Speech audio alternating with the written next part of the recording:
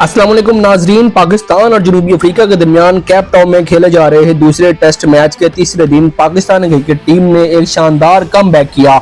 शान मसूद और बाबर आजम की जिम्मेदाराना बैटिंग ने न सिर्फ फॉलो ऑन के दबाव को नाकाम बनाया बल्कि एक नया आलमी रिकॉर्ड भी कायम कर दिया। आइए मुकम्मल मालूमात आपके साथ शेयर करते हैं। पाकिस्तानी टीम पहली इनिंग्स में 194 रन पर आउट हो गई थी। एक ऐसा स्कोर था जो किसी भी टेस्ट टीम के लिए मायूस कुन होता है।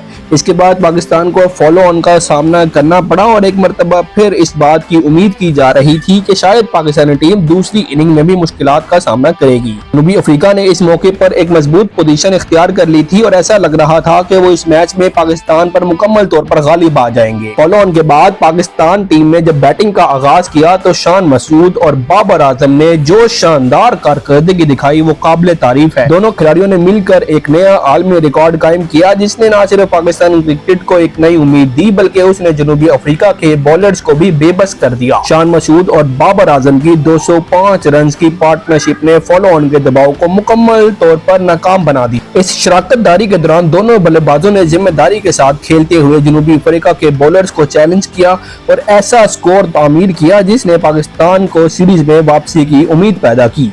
शान मसूद ने इस मैच में शानदार बैटिंग का मुजाहिरा किया और अपनी टेस्ट क्रिकेट की छठी सेंचुरी बनाई। उन्होंने इस इनिंग्स में 145 रन की शानदार इनिंग्स खेलकर साबित कर दिया कि वो मुश्किल हालात में भी परफॉर्म करने की सलाहियत रखते हैं। उनकी इनिंग्स में कमाल की तकनीक, ताकतवर स्ट्रोक्स और जहनी सुकून का मुजाहिरा किया गया जो कि एक कामयाब टेस्ट बल्लेबाज के लिए जरूरी है। शान मसूद का ये कमबैक उनके करियर के लिए एक अहम संगे मील साबित हो सकता है।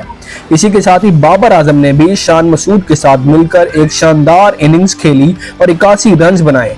बाबर आजम का खेल हमेशा से टेस्ट क्रिकेट में एक बेहतरीन नमूना रहा है और इस इनिंग्स में भी उनकी तकनीकी महारत, स्ट्राइक को चलाने की सलाहियत नुमाया। 10 चौके उनके इस स्ट्राइक का हिस्सा थे और उनका खेल जनूबी अफ्रीकन के बॉलर्स के लिए एक बड़ा चैलेंज था।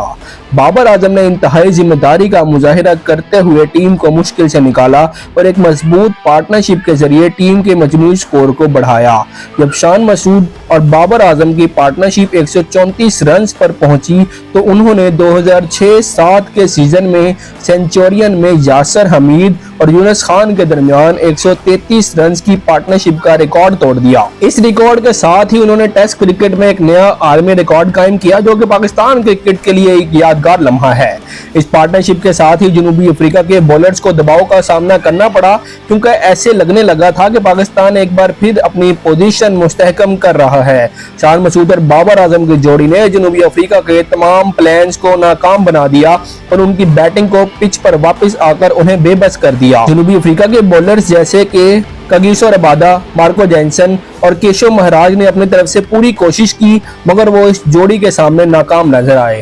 केप टाउन टेस्ट के तीसरे दिन क्रिकेट में शान मसूद और बाबर आजम ने जो फॉर्म दिखाई वो पाकिस्तान क्रिकेट के लिए एक नई उम्मीद की किरण है। फॉलो ऑन के बाद इन दोनों की शराकतदारी ने न सिर्फ मैच में वापसी की बल्कि एक नया आलमी रिकॉर्ड भी कायम किया। शान मसूद की सेंचुरी और बाबर आजम के 81 रन ने पाकिस्तान की टीम को एक मजबूत पोजीशन डाल दिया।